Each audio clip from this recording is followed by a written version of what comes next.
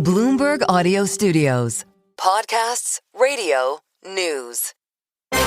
This is the business of sports. Sports are the greatest unscripted show on earth. The next generation of players really grew up with tech and believe in tech. Your face is your ticket. Your face is your wallet. Your face is your access to a club. These are such iconic and important buildings for businesses, for fans. COVID was one of the best things that ever happened to golf. The NFL is a bulletproof business. Racing's unique because there is absolutely no reason why we can't compete with the guys. Come on, is pro pickleball real? Are people really going to tune into this? If you're playing Moneyball with a huge bag of money, you're going to be really, really good. Bloomberg Business of Sports from Bloomberg Radio. This is the Bloomberg Business of Sports, where we explore the big money issues in the world of sports. I'm Michael Barr. And I'm Vanessa Perdomo. Damian Sassower, he is off this week. He'll be back, though. Coming up today, the legendary Brandon Steiner on his new partnership that will let fans own a piece of the soon-to-be demolished Buffalo Bills Stadium. And one of the original members of the U.S. women's national team, Michelle Akers and Lauren Gentile, on bringing the stories that make women's sports special to life. That is straight ahead on the Bloomberg Business of Sports. But first, let's look at some of the top stories of the week, beginning with the Kansas City Chiefs. The NFL team announced the plan to move across the Missouri border to Kansas after lawmakers approved a finance package for a new stadium. Bloomberg News municipal finance reporter Maxwell Adler joins us now to discuss the financing plan. Max, welcome to the Bloomberg Business of Sports. Thank you for having me. This caught me off guard. I'm just going to be blunt. It's like, I knew about the situation with the Cleveland Browns. I knew about the situation that was coming up with Buffalo Chicago. Bills, where they played in Chicago and all this stuff. This came out of left field.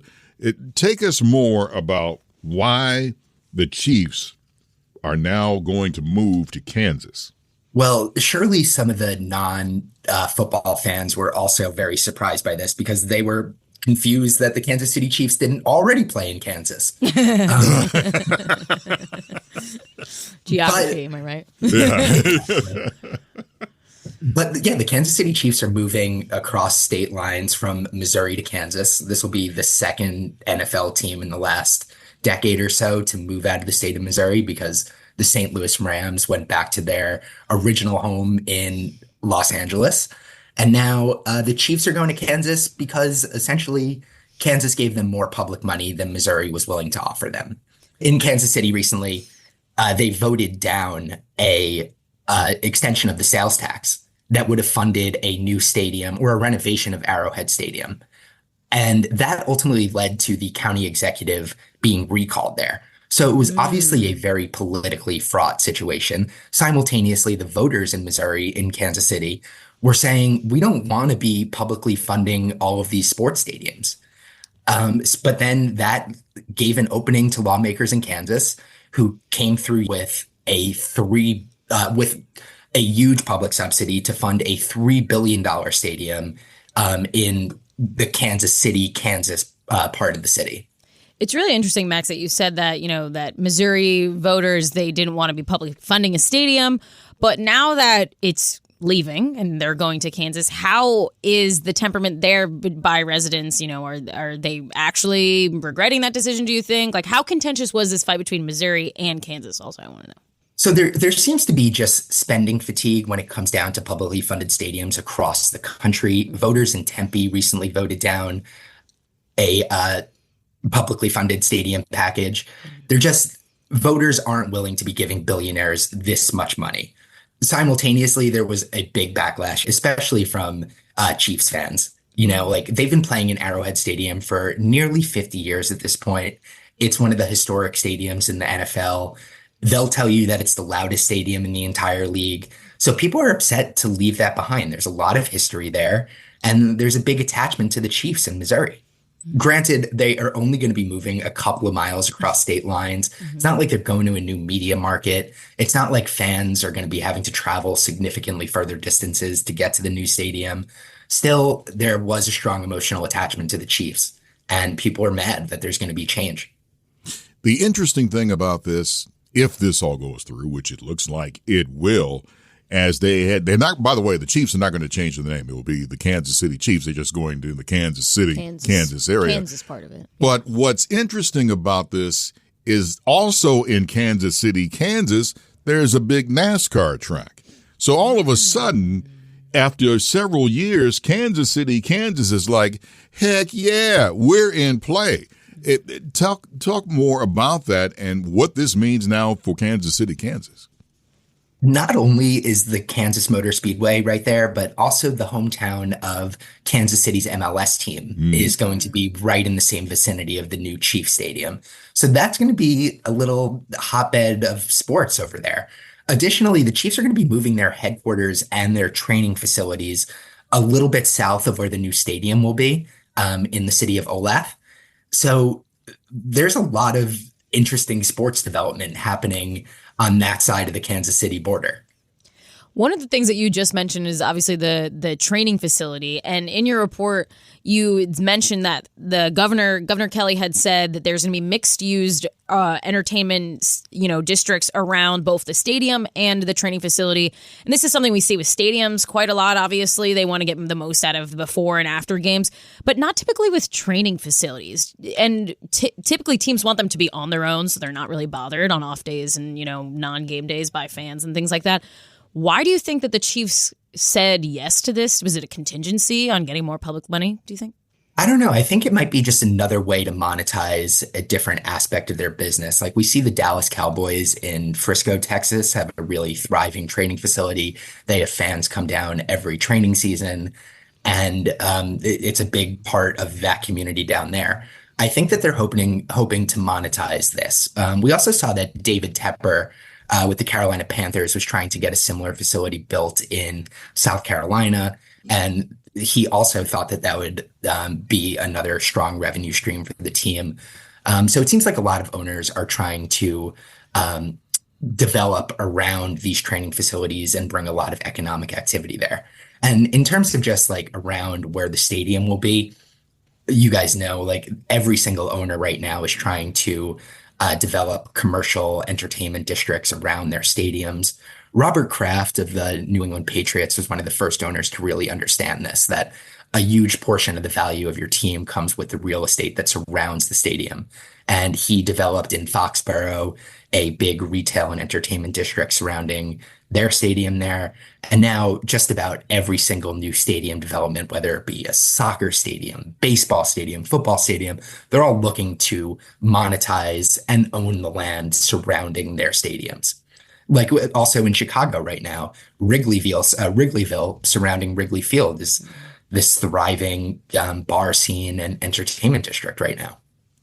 Now, I said it looks like it's going to happen. There's still some hope. Missouri is hoping that they're going to keep the team because they're proposing a 1/4 cent sales tax to help finance renovations for their current stadium. What are the odds of that flying? And the Chiefs said, okay, we'll just stay. I don't know. A big part of the pull of Kansas is that they'll be able to build a dome stadium at the new facility near the Kansas Motor Speedway, and that will be able to attract a Super Bowl. Whereas if they renovated Arrowhead, they likely wouldn't be able to put a dome over it, and they wouldn't be able to host a Super Bowl. Also, in April of 2024, I was mentioning before, voters in Kansas City rejected a 3/8 cent sales tax, and that was rejected by a vote of about 58 to 42%. So granted, this is a little bit less of sales tax revenue that would be going towards a stadium in Kansas City, Missouri. But voters recently rejected a similar proposal. So I just don't know how likely it'll be that actually passes. It's interesting because the NWSL seems that they might be the only team. Are they the only team left in Kansas City, Missouri? The Kansas City Current now has their own stadium right on the riverside that was privately funded by the owners. So is that the only way anything is going to be able to stay in Missouri is if it's privately funded by the owners? Most likely. I don't know if that's the only way. They might be hungry for some sports development at this point. And I believe they still have a basketball and hockey arena that gets used for the NCAA tournament, and the Kansas Jayhawks play there. I remember the Big 12 tournament used to be held there. But in the near term, I don't see any big sports developments happening in Kansas City, Missouri. Let's put it this way. The Chiefs have had a rough season. They're not in the playoffs. They lost their star quarterback, Patrick Mahomes, for the season. And now the fans get this news. Can you tell us more how the fans have reacted to all of this? The Chiefs fans are so accustomed to winning. I think that over the last 6 Super Bowls, they've been in 5 of them. They've won 3 Super Bowls since 2020. This is a very successful franchise as of late. And this season was a big bummer for their fans. I actually saw an interesting tweet. They had a super fan who was called the Chiefsaholic, who recently went to jail. Yeah. And since he went to jail, the team has just been on a tremendous downturn. Now Patrick Mahomes has an injury. He's going to be out for some time. Even their backup quarterback, Gardner Minshew, is going to be out for the rest of the season. So Chiefs fans are just not in a good place right now. These guys, like I said, are so accustomed to winning at this point, and it's never easy for a franchise like that. I'm from New York, and the Yankees are 27 world championships. Anytime that they have a bad season, they're getting killed in the local New York press. And similar thing is happening right now in Kansas City. These guys are the best franchise in the NFL over the last decade. And people still suspect that they'll be good going forward because any team that has Patrick Mahomes is likely to make the playoffs. But they are not happy right now. There has been a lot of change over the last week, and the lack of success on the football field is not helping. Because I think sometimes franchises like that need a little bit of a downtick. I mean, everyone else outside of, I think, Chiefs Kingdom is getting a little fatigued of seeing them win. And then, people like to root for an underdog, a comeback story. I'd like to see Patrick Mahomes come back healthy, eventually, but... Is Taylor Swift still going to the games, by the way? I'm sorry. just thought that popped in my head. Sorry, man. Go ahead. Oh, I wish I had the answer for you on that one. Yeah, I actually haven't seen her too much being shown. Maybe that was a little fatigue as well, but I'm sure she's still, she's still supporting her man, I would assume. Well, he's not my fantasy team, and he had a very bad week last week. He only caught 1 pass for 6 yards.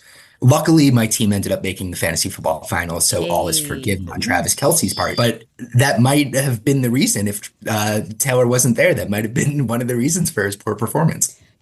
Max, we are honored because you always drop knowledge on us. And again, here we are.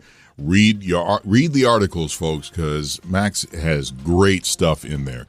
Thank you guys for having me. Our thanks to Bloomberg News municipal finance reporter Max Adler for joining us. Up next, we speak with sports memorabilia legend Brandon Steiner. That is straight ahead on the Bloomberg Business of Sports. From my colleagues Vanessa Perdomo, I'm Michael Barr. You are listening to the Bloomberg Business of Sports, Bloomberg Radio around the world.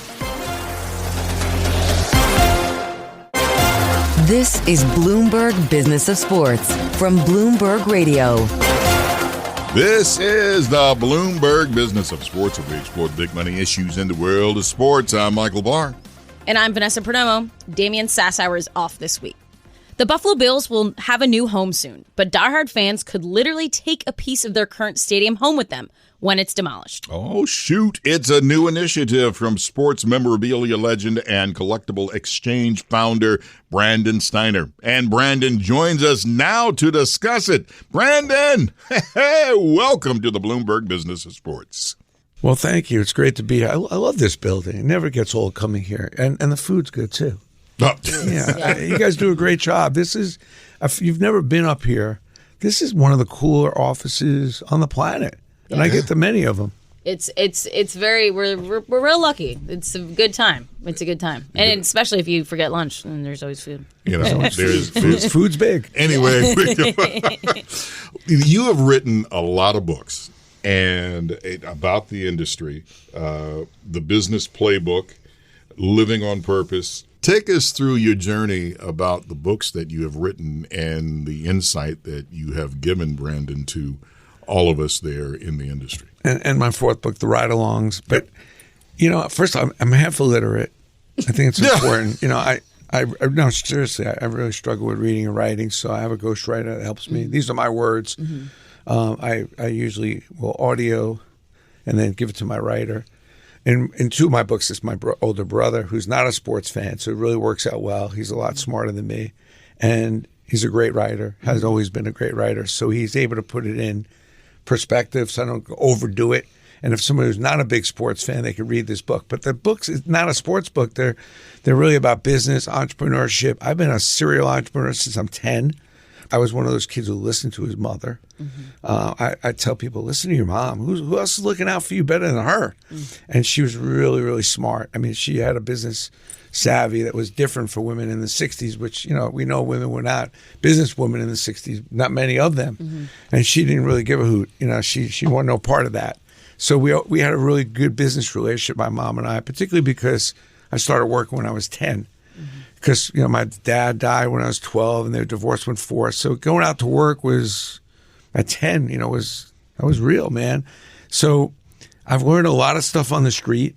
I got bought in 2000 by a Fortune 200 company, Omnicom. So, I learned how to work it on the corporate level, on a large level, especially when I'm working with my athletes, trying to find them corporate gigs. And the memorabilia was something like there was an add-on, really. I was just trying to figure out how to make more money on the corporate stuff I was doing because the margins were small. And I was always a collector, and I kind of thought that someone needed to get in there and straighten things out. I think when you're an entrepreneur, you have to have an attitude that first of all, you got to find the white space, what no one else is doing, or if you don't do it, no one else will, and someone needs to go straighten this stuff out. And that's how I felt in the 90s with a lot of fraudulent autographs. I was booking thousands of appearances. People know me for that. And to me, it all came together. I took $10,000 out of the bank. I started Steiner with 4, then 10 to start the collectible company. And this new company, Collectible Exchange, is exactly the same. Started very nimble, even though I made millions of dollars. I didn't start raising all kinds of money. I told people to stop doing that. Get a proof of concept. And I had an early indication. That indication, like most of my best ideas early on, came from my mom, and this one came from my wife, which was sitting on the couch at about 11 o'clock at night. And I had about 7,000 collectibles in my room, 4,000 autographed trading cards on top of the 7,000. So it was a little daunting in there. And she's like, what are you going to do with all this stuff? You mean if I die, what should you do? And it was a good question. And usually my wife, who's very bright, does ask a lot of good questions. And the answer was, I don't know. Well, I asked the kids if they wanted, and of course they didn't. And I realized that having put out over 40 million autographs. They didn't? They didn't want anything except for my World Series ring. They lived Steiner. They lived the millions of autographs, the signings, the players at the house. It wasn't a big deal for them. It was my ride, my party. They didn't want to party with it. And particularly my daughter said, Dad, I don't want anything ever to happen to you, but don't leave all that stuff for me. I don't want to deal with it. And if you're out there and you're listening and you have a parent that collects extensively something, Steiner was a big force in the industry that I built. And people know Steiner. My kids had enough of it. But it raises a good question. What do you do with it as you get older? I realized that, well, first of all, 70% of the wealth in this country is with people that are over 60. In the next 10 years, more people will die probably than in the history of ever people dying. And more people are downsizing. People are living longer, but they're downsizing. They're also, as I now turn 66, you got to get your estate in order. You're downsizing. And I'm realizing people around me are passing, and they don't know what to do with this stuff. So I came up with a system that really helps people. I've done well. I've made a lot of money, but I've been very fortunate. And this new company, Collectible Exchange, helps people that are sitting with thousands of cards. One guy called me that he had 1 million trading cards. Oh, wow. That he had acquired. He didn't know what to do with them. Yeah. So I invested in a company called Hobby Scan. So you could take your cards, literally thousands in an hour, to figure out what you have and what they're worth. Amazing app. Just get the app. And then also when you give me your stuff, we vault it. We make sure everything's authenticated because everybody's sitting with stuff. But it's embarrassing if you have a lot of stuff, you don't know what it's worth. Like, where do you go? Where do you ask? Should you put it on eBay? An auction house comes. They buy you low, sell you high. When you bring me your stuff, I tell you what you have. I tell you what it's worth. And then we're partners. And I vault it. And most importantly, I get it out of your house. Well, Vanessa, I want you. Is that a good summation? That was pretty good. I want you to meet my new daddy because he's got all the good stuff. Is he going to get your lion stuff out of your house? When I die. And that's okay. As long as you have it organized and have a plan for it. it's amazing how many people do that and a lot of people that don't. I think it's interesting when we're talking about the card space versus collectibles, and I'm curious how you think about that, cards versus physical collectibles. Like you're working on a deal with the Buffalo Bills and having, pieces of the stadium that people can buy.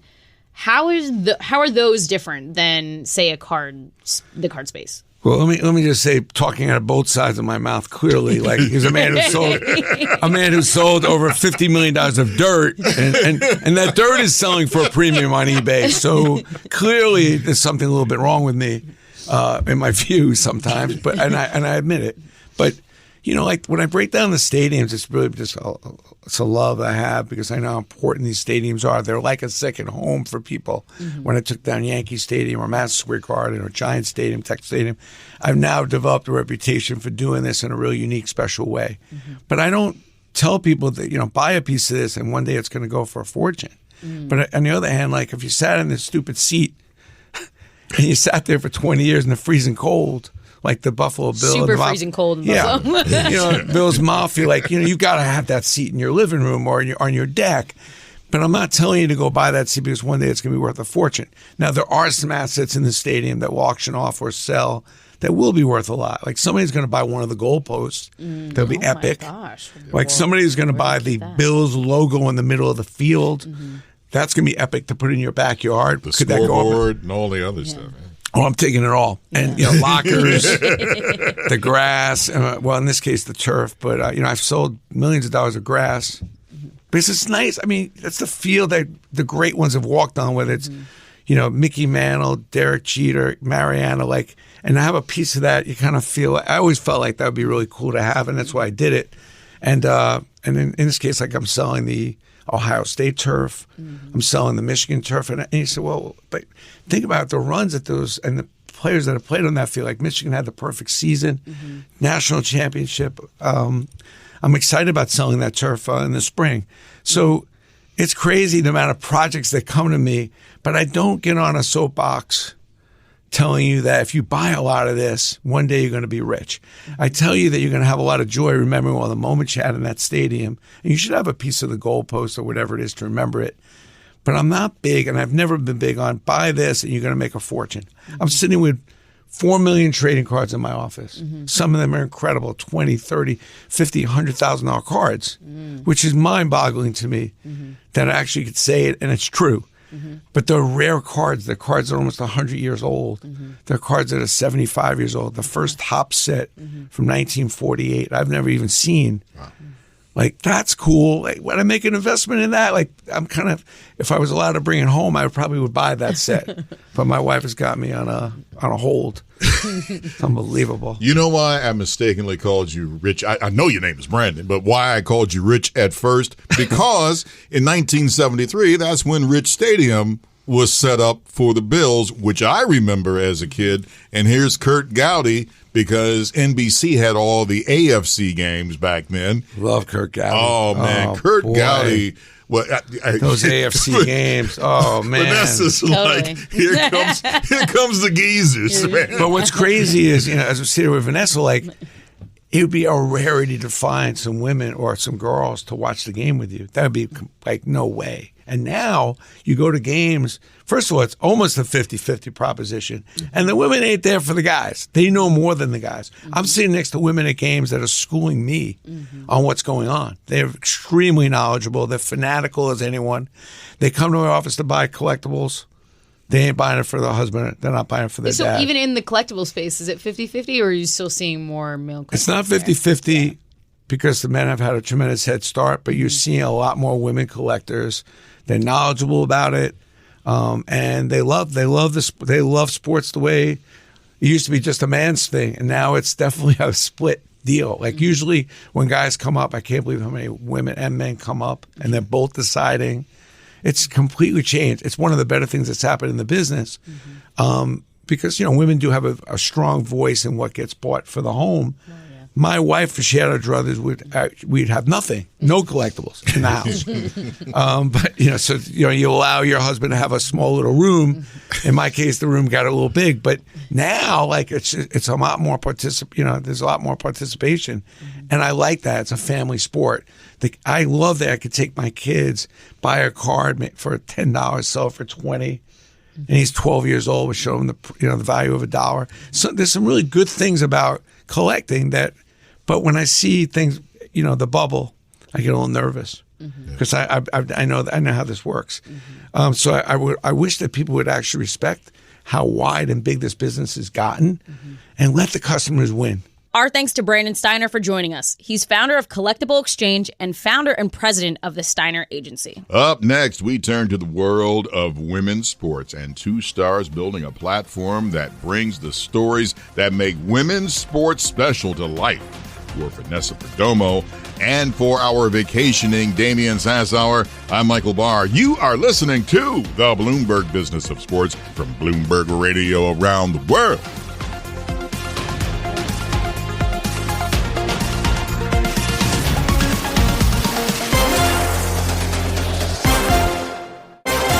This is Bloomberg Business of Sports from Bloomberg Radio.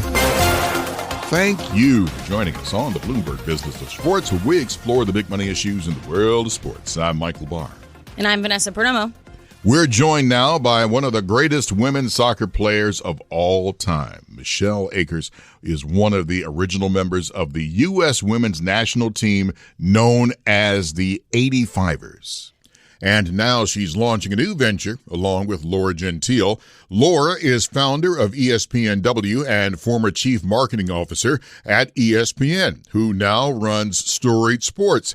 It's a brand building studio focused on women's sports. Laura and Michelle are working on finally giving the original U.S. women's national team from 1985 the recognition they deserve and a chance to build the first athlete-owned LLC. Michelle and Lauren join us to talk now about it. Michelle and Lauren, welcome to the Bloomberg Business of Sports. Hello. Hello. I'm going to ask the obvious question, and then our soccer expert here, Vanessa Perdomo, has a lot more insight. But I'm going to ask the main question here. How long is it going to take for women's soccer to catch up to men's soccer when it comes to pay? I'll give that to Michelle. Oh, come on. I played on the first ever U.S. women's national team 40 years ago, and then played for 15 years on that team. And every year I expected it to be equal. Wow. So that's my answer. I mean, should have been. Why isn't it? I think it just speaks to culture and society in general. And so addressing that, and then women's sports, women's soccer is now global. So it's changing the landscape of people's lives off the field as much as on the field. So that's, I think, why it's taking so long. But come on, let's giddy up.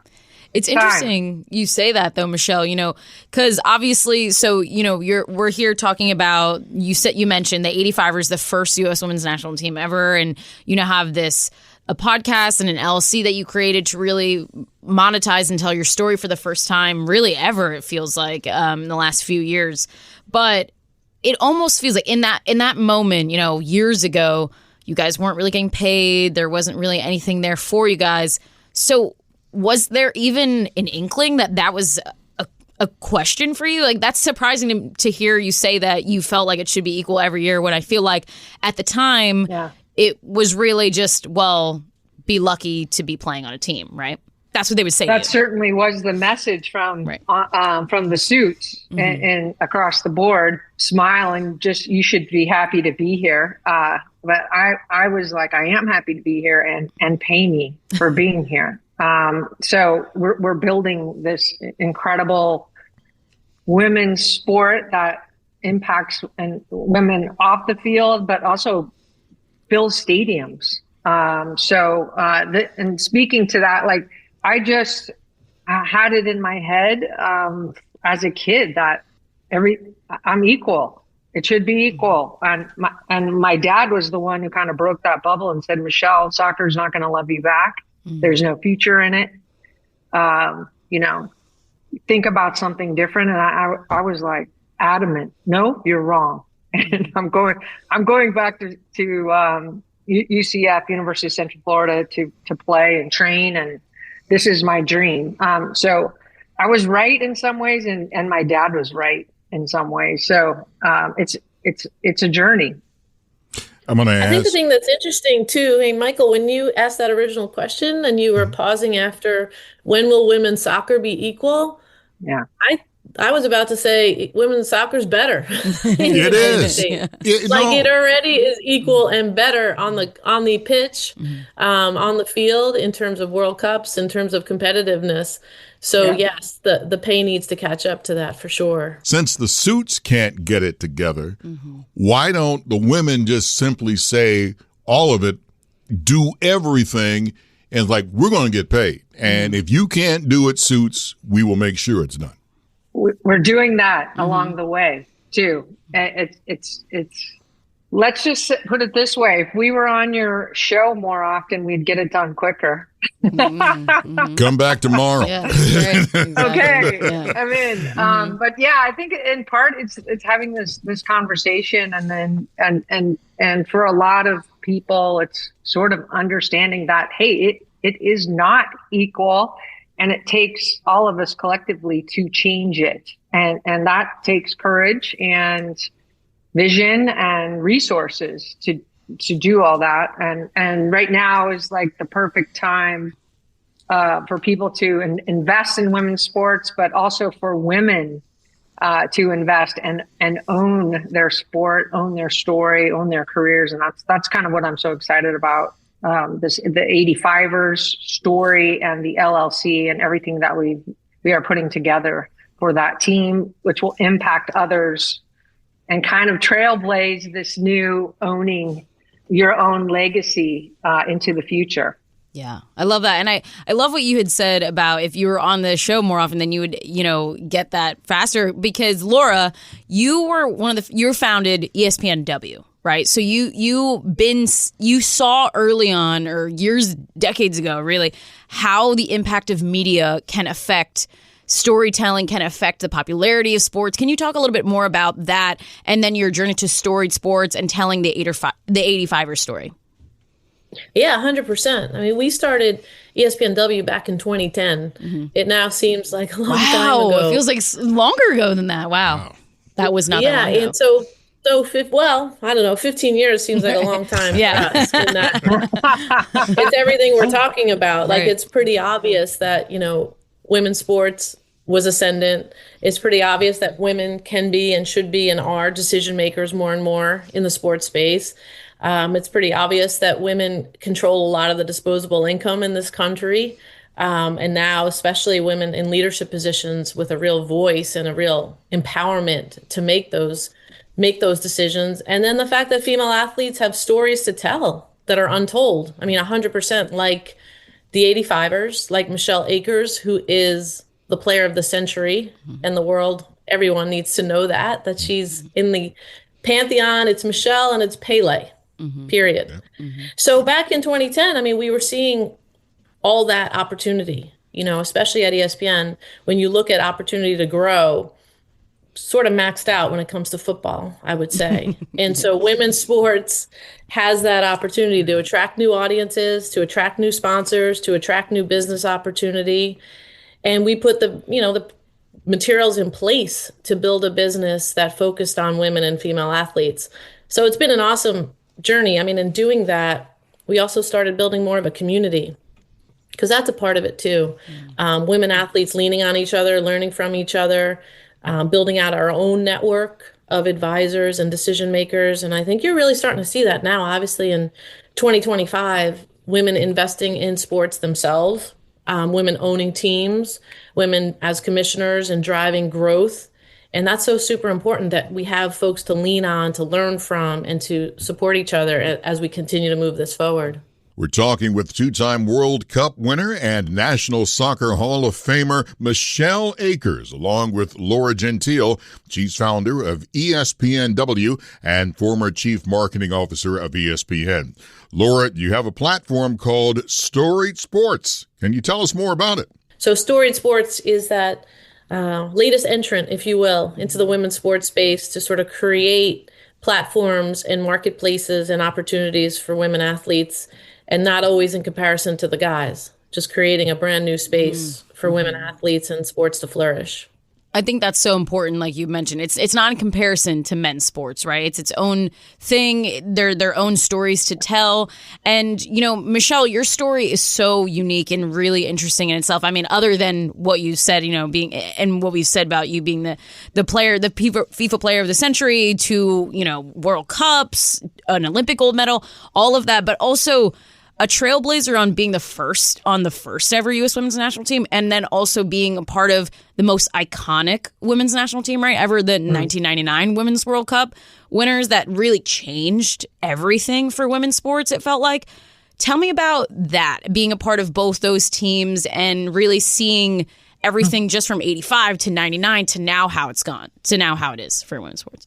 Yeah, it's quite a seat I have to view the women's game, and not only just for the U.S. but around the world, how the impact and the waves of U.S. women's national team has changed and opened doors for these other countries that are now flourishing and filling 70,000 and 80,000 seat stadiums consistently.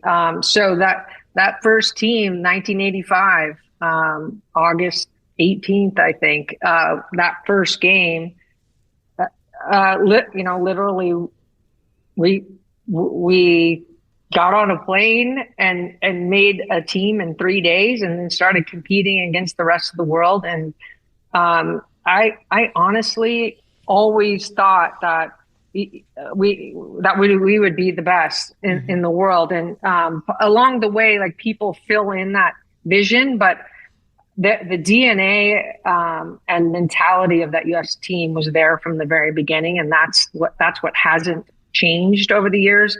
Along with the fact that, hey, part of your job of being a player on this USA team is to win everything. Mm-hmm.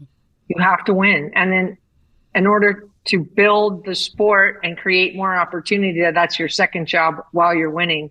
That you have to know how to do that, and we do that as a team, and we do that as a community through our fans. And so that's part of the reason why the sport has grown so much, I think, is that 99 World Cup filled stadiums, 90,000, 80,000 seat, and that showed the rest of the world this game is here to stay. We can make a lot of money, and people love these athletes. They're striking a chord that wasn't there before, or wasn't being met before.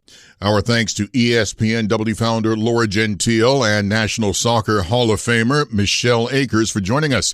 You can learn more about their relationship through Storied Sports and how they are reclaiming the legacy of the 1985 women's national team through a series of projects, including the first athlete-owned LLC, by visiting StoriedSports.com/the85ers.